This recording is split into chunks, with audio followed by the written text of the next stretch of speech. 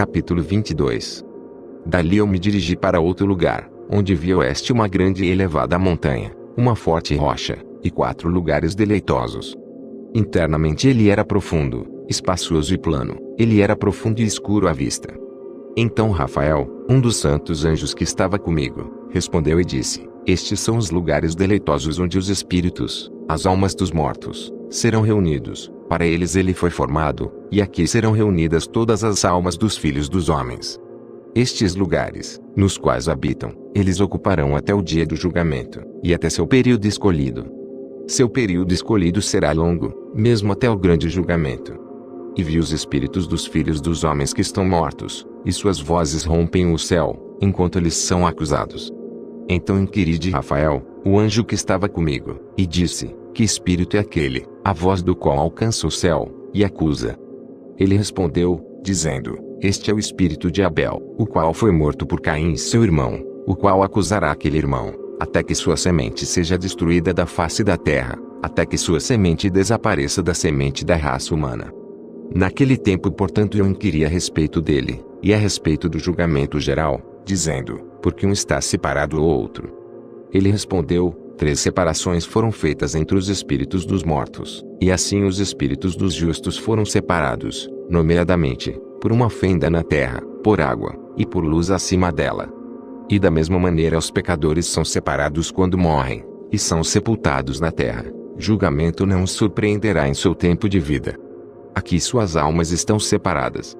Além disso, abundante é seu sofrimento até o tempo do grande julgamento, o castigo, e o tormento daqueles que eternamente execraram, cujas almas são munidas e amarradas lá para sempre. E assim tem sido desde o princípio do mundo. Assim, existe uma separação entre as almas daqueles que proferem reclamações, e daqueles que vigiam pela sua destruição, para sua matança no dia dos pecadores. Um receptáculo deste tipo foi formado para as almas dos injustos, e dos pecadores, daqueles que cometeram crime, e se associaram aos ímpios, com os quais eles se assemelham. Suas almas não serão aniquiladas naquele dia de julgamento, nem se levantarão deste lugar. Então eu bendisse a Deus, e falei: abençoado seja o meu Senhor, o Senhor da glória e da retidão, cujo reino será para sempre e sempre. Capítulo 23. Dali eu fui para outro lugar, em direção ao oeste, até as extremidades da terra, onde eu vi um fogo resplandecente correndo ao longo sem cessar, com um curso não intermitente, nem de dia nem de noite, mas sempre o mesmo, continuadamente. Eu indaguei, dizendo: o que é isto, que nunca cessa? Então Raguel, um dos santos anjos que estava comigo, respondeu, e disse: este fogo flamejante que tu vês correndo em direção ao oeste é aquele de todas as luminárias do céu. Capítulo 24. Eu fui dali para outro lugar, e vi uma montanha de fogo que resplandece tanto de dia quanto de noite. Fui em direção a ela e percebi 7 esplêndidas montanhas, as quais eram diferentes umas das outras.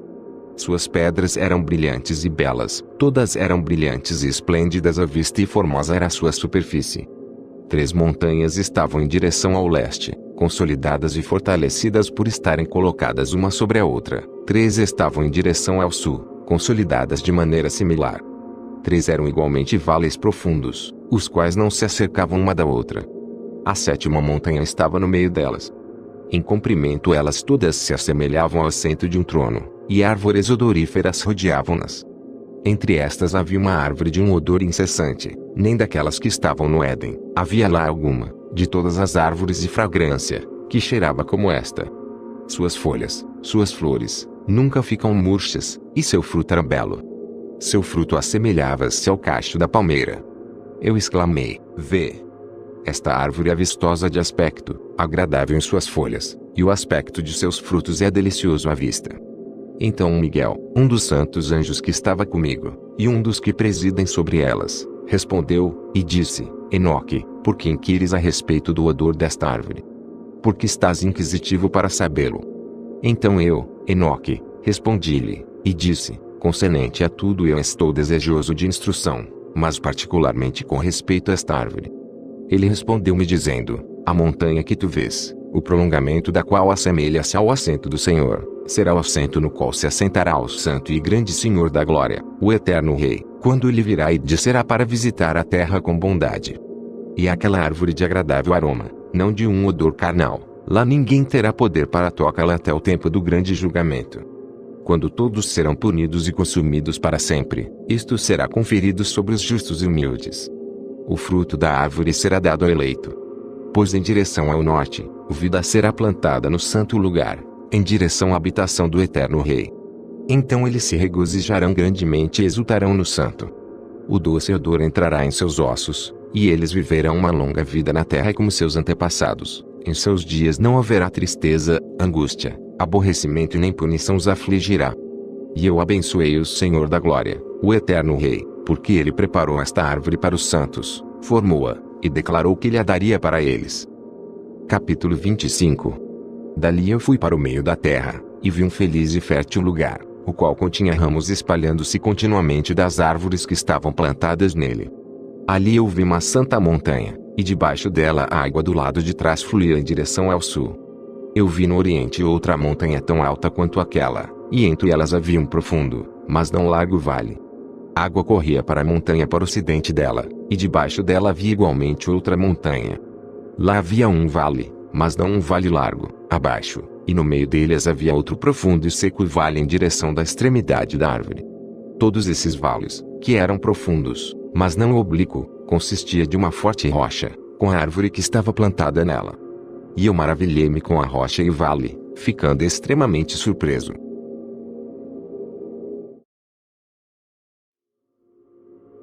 Capítulo 26. Então eu disse: o que significa esta terra abençoada, e todas estas altas árvores, e o vale amaldiçoado entre elas? Então Uriel, um dos santos anjos que estava comigo, respondeu: este vale é o amaldiçoado dos amaldiçoados para sempre. Aqui serão reunidos todos os que pronunciaram com suas bocas linguagem imprópria contra Deus, e falaram rudes coisas da sua glória. Aqueles serão reunidos. Aqui será seu território. Nos últimos dias um exemplo de julgamento será feito em retidão diante dos santos, enquanto aqueles que receberam misericórdia, para sempre, todos os dias, abençoarão a Deus, o eterno Deus. E no período do julgamento eles abençoarão a Ele por sua misericórdia, como Ele distribuiu a eles. Então eu abençoei a Deus, dirigindo-me a Ele, e fazendo menção, como foi reconhecida, sua grandiosidade. Capítulo 27. Dali eu fui à direção do leste para o meio da montanha no deserto, do qual somente o nível da superfície eu percebi.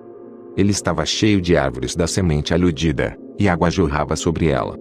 Ali apareceu uma catarata composta de muitas cachoeiras voltadas tanto para o oriente quanto para o ocidente. Sobre um lado havia árvores, sobre o outro água e orvalho. Capítulo 28.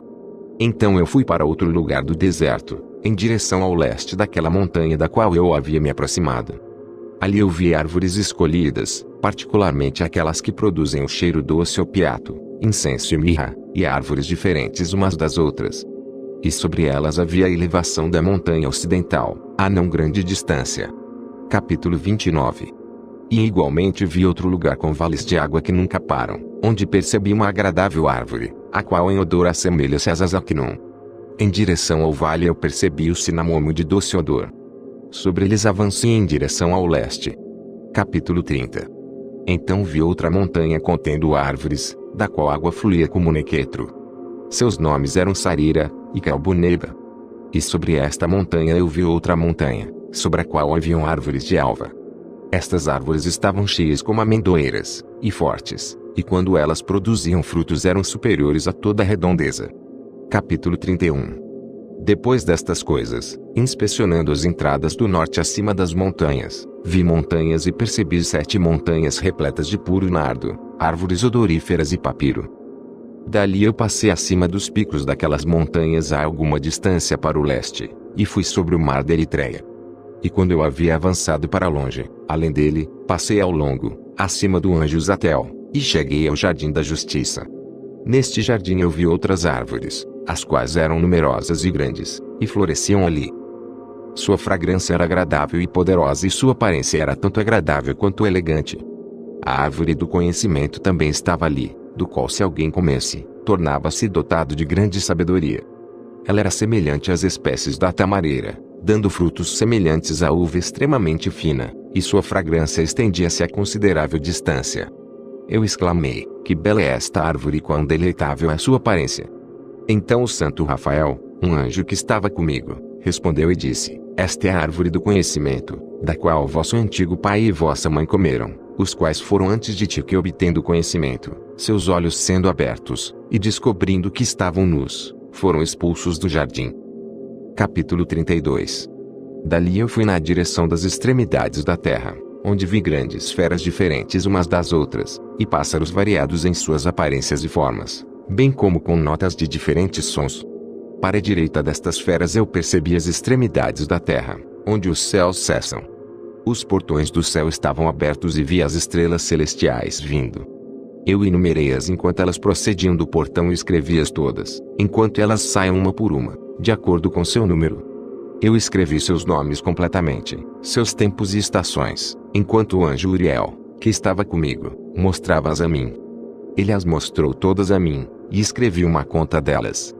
Ele também escreveu para mim seus nomes, seus regulamentos, e suas operações. Capítulo 33. Dali eu avancei em direção ao norte, para as extremidades da terra. E ali vi a grande e gloriosa maravilha das extremidades de toda a terra. Vi ali portões celestiais abertos para o céu, 3 dos quais distintamente separados. Os ventos do norte procediam deles, soprando frio, granizo, geada, neve, orvalho, chuva. De um dos portões eles sopravam suavemente, mas quando eles sopravam dos 2 outros portões, ele era violento e forte. Eles sopravam sobre a terra fortemente,